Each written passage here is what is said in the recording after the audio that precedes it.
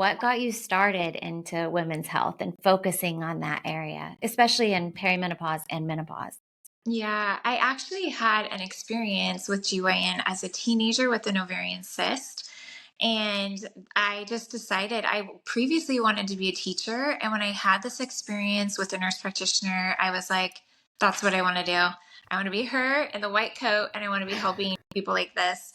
And so it also was a selfish endeavor because I'm like, why wouldn't I want to learn more about that's going to benefit me? So For I sure. really just wanted to dive in and just become knowledgeable about myself and in Hmm. a context that could help others just like I was helped. So it really was a journey that I wasn't planning on, but I have loved it. I love that. So you're 47, you're a mother of four. I'm sure you're feeling your own things and have been on your own perimenopause journey. Can you just fill us in a little bit on that?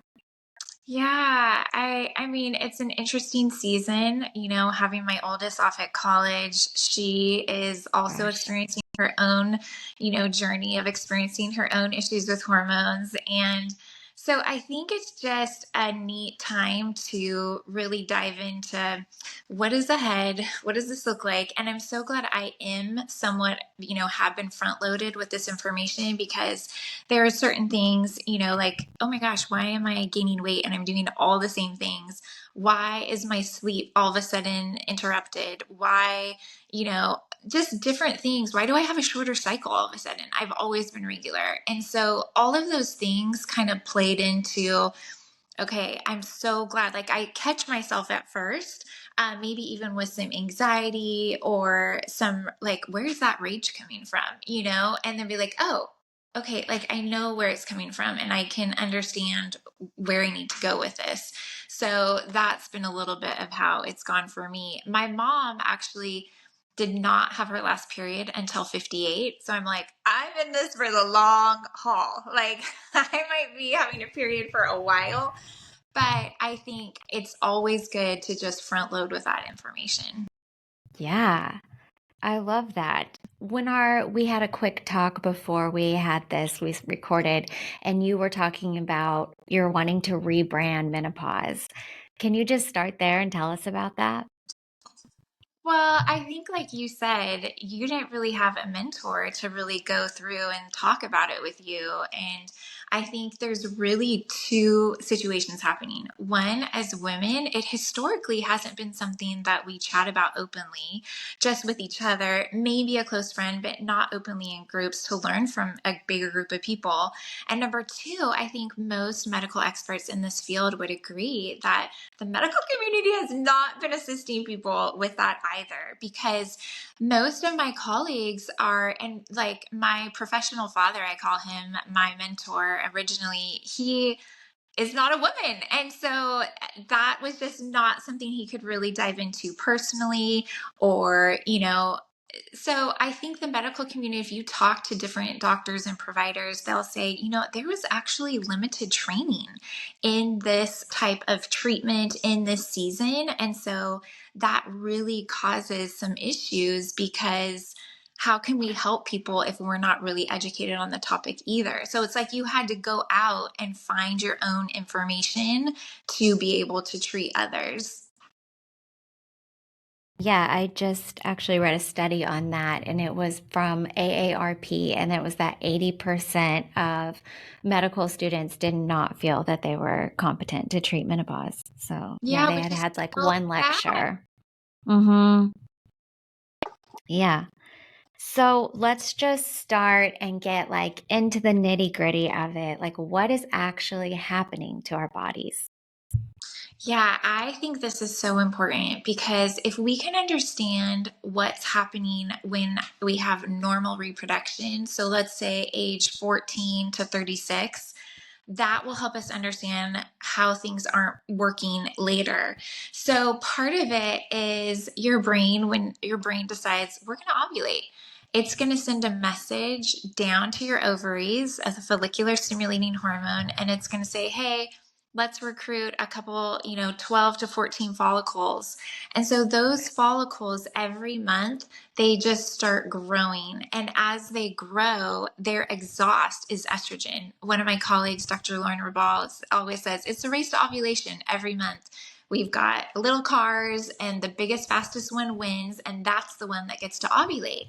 But what all the other ones also had a process of all this exhaust released is estrogen.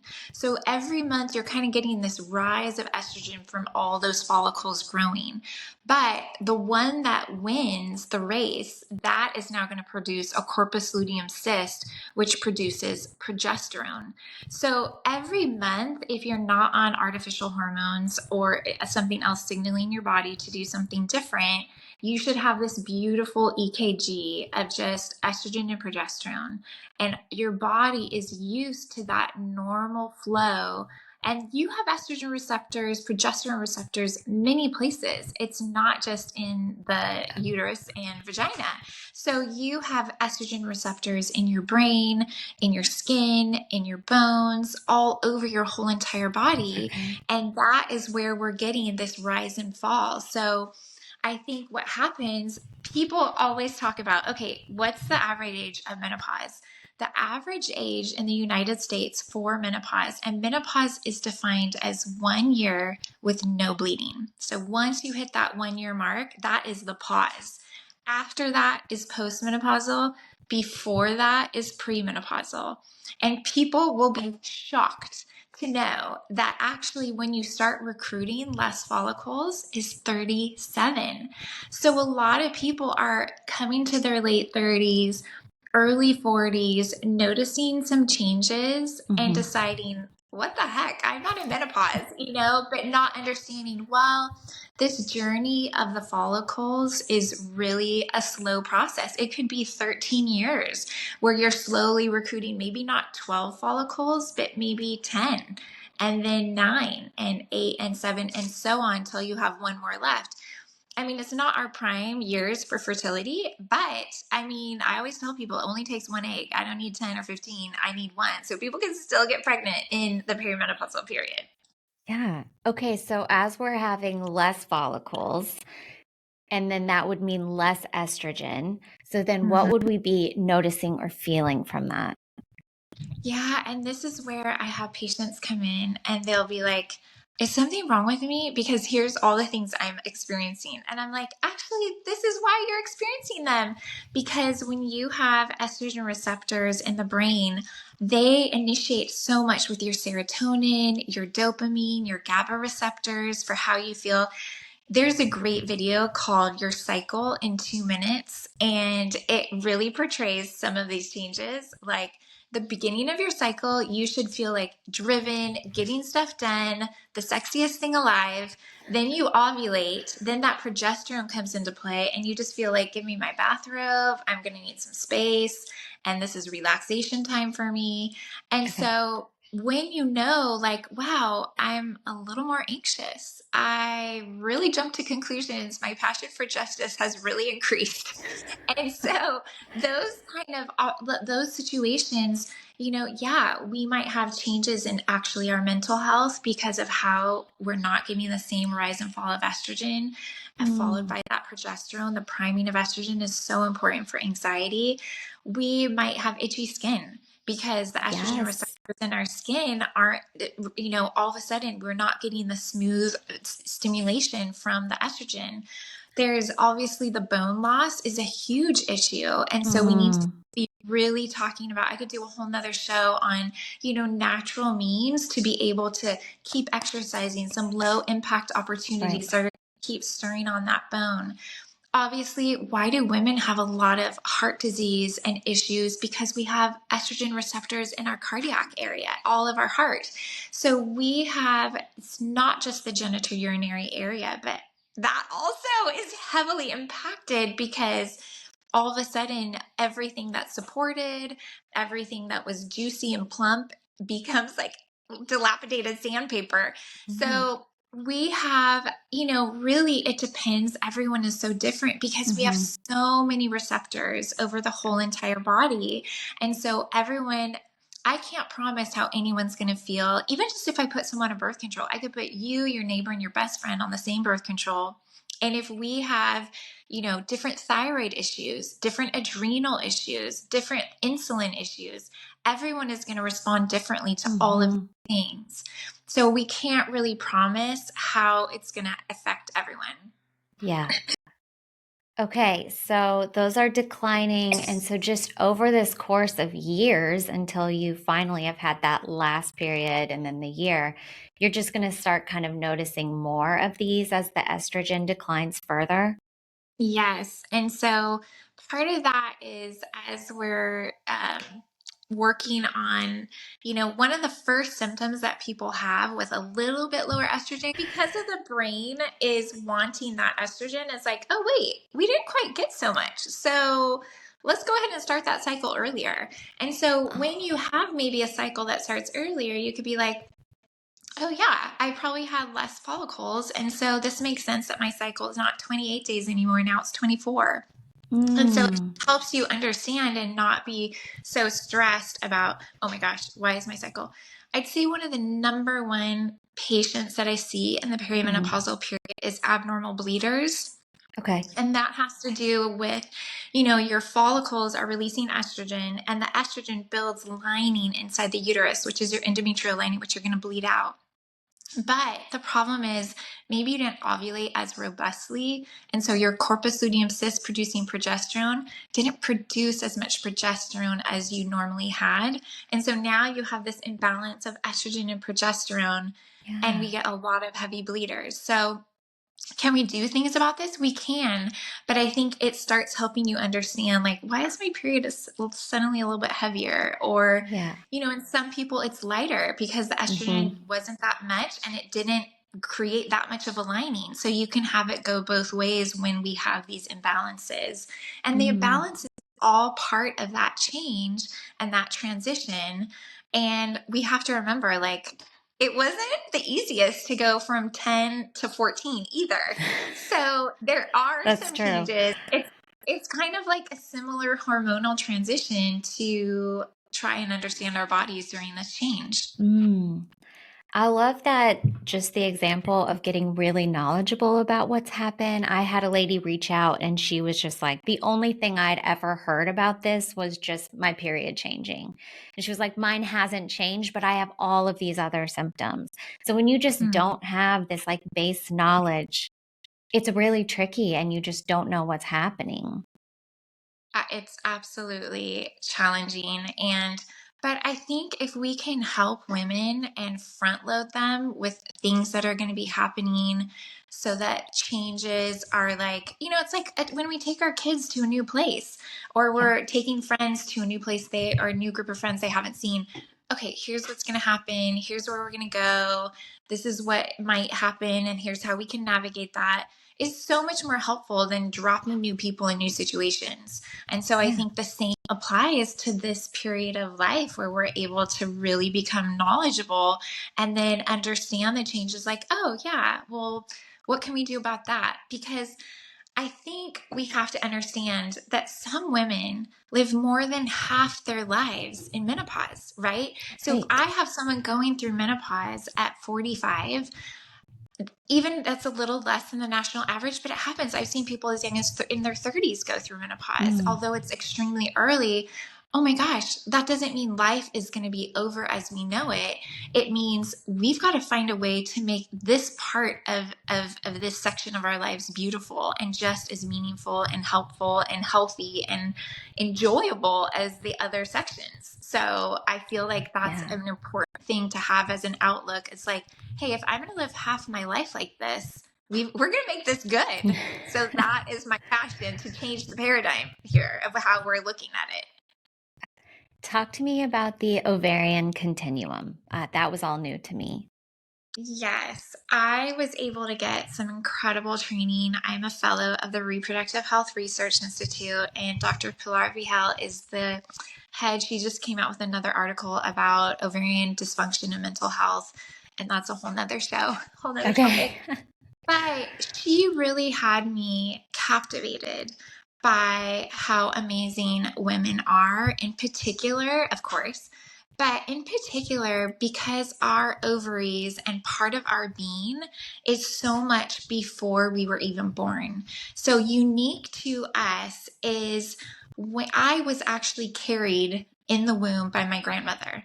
So when our mothers were, in their mother's womb as a baby, we were little eggs already in their bodies.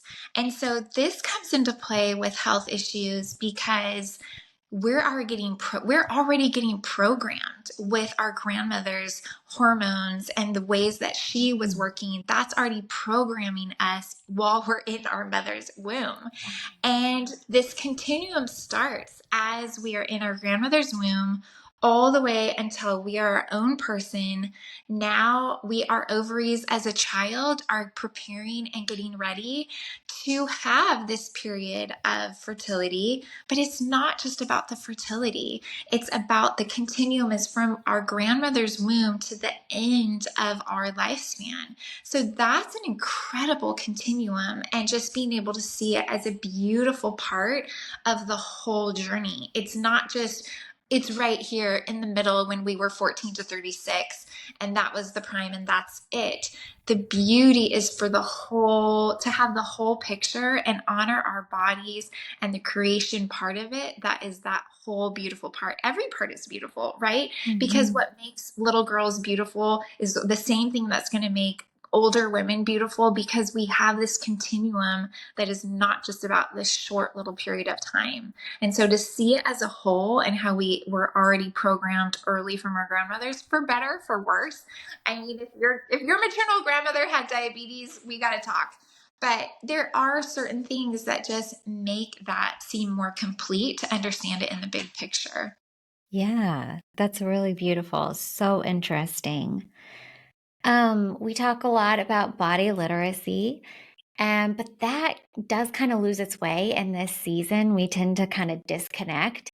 So talk to me about that. What can we be paying attention to? I know you've mentioned cervical mucus a lot, but let's just talk about it. I think cervical mucus, this training got me to think way back years ago. Cervical mucus is beautiful. I know when I have women up in the stirrups, ready to get a pap, they're like, I'm so sorry. And I'm like, wait, I chose this for a living. This is what I decided. So I think one way we can empower ourselves is to really learn about our body and how we respond during different parts of our cycle, and then different changes that are happening as our cycle changes. So one of those things that I like to pay attention to is cervical mucus. I mean, I had my daughter when she was 13 checking her cervical mucus because I wanted her to be aware of what was happening. And for me, as a clinician, I'm able to really, if I don't have money to draw labs or somebody can't draw labs, I can know what's happening with their estrogen and progesterone just by nature of what's going on with their cervical mucus. So if you see that you're getting that clear estrogenic mucus at the beginning of a cycle or anytime, I mean, I have women who are breastfeeding that don't get their periods. They can start following their cervical mucus. Is it dry and I'm just on hiatus for a while? Or do I start to get this like estrogenic mucus, this clear kind of discharge? And if I do, then I know, oh, my follicles are developing. And when my cervix sees that estrogen, those receptors just release that fluid. And that fluid is telling me, my brain is talking to my ovaries. This is a time where I'm getting a rush of estrogen. But in just like a lactating woman, also in the perimenopausal woman, it's not going to be regular, but it's going to alert us to when things are happening. And so I think that just empowers us to know more about ourselves. If you also end up happening to ovulate, you're going to release progesterone from that corpus luteum cyst that released the egg. And now that progesterone is maybe going to produce a white pasty discharge. So then you're like, oh my gosh, now I'm getting that rise and fall of progesterone, which can do all A, B, and C in my brain, in my body, help me with anxiety, different things. And just for our, like the next generation, we want to be talking about this. And we want our friends and our daughters and our people to know more about themselves so they can be aware of how to advocate for themselves, to be able to explain what's happening, to understand why they're having changing symptoms. Yeah. So good. So a lot of women in this phase of life, they're feeling like a lot of vaginal dryness. Is Yes. that just that process it's not releasing that estrogen? Yeah, when we don't have that like gush of estrogen, that's keeping the cells juicy and plump and like really good support firm. And as we kind of gradually lose that and that wax and wanes, then all of a sudden now we have like literally fragile sandpaper that's like getting in. Okay. So, that's its own journey of trying to reestablish how can we make this better? And that's a whole, visit that I usually have with women in this age group because we don't want to lose that. We don't want to struggle and have that. I mean, sometimes I have women in their 70s who are like, I could hardly walk around without this dryness really bothering me. And I'm like, poor Mm. thing, we should have talked like 10 years ago. So they're, definitely being aware and understanding, okay, that's why that's happening. I want to Mhm. move forward knowing I'm going to be different and I'm going to do different things going forward. Yeah. So fascinating. Um, One of the biggest concerns that I hear from women in my community, and we talked about this with your patients, is just the belly fat. It's it's just kind of all coming in right there. So, talk to us about that. What's happening, and like why is that happening? Yeah, as a personally experiencing that, it is so frustrating because Yeah. I feel like we've kept on our, I know how to eat well, I know how to keep up my exercise. And so Hmm. women are like, what is going on? What is happening?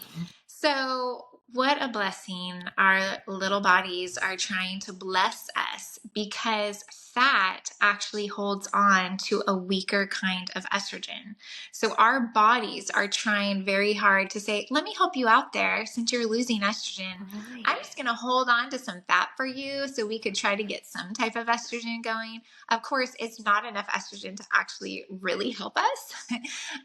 It's not enough to stop the hot flashes or stop all the things, but it is understanding, okay, I have really got to understand my body's trying to help me in this area. But we also have something else going on.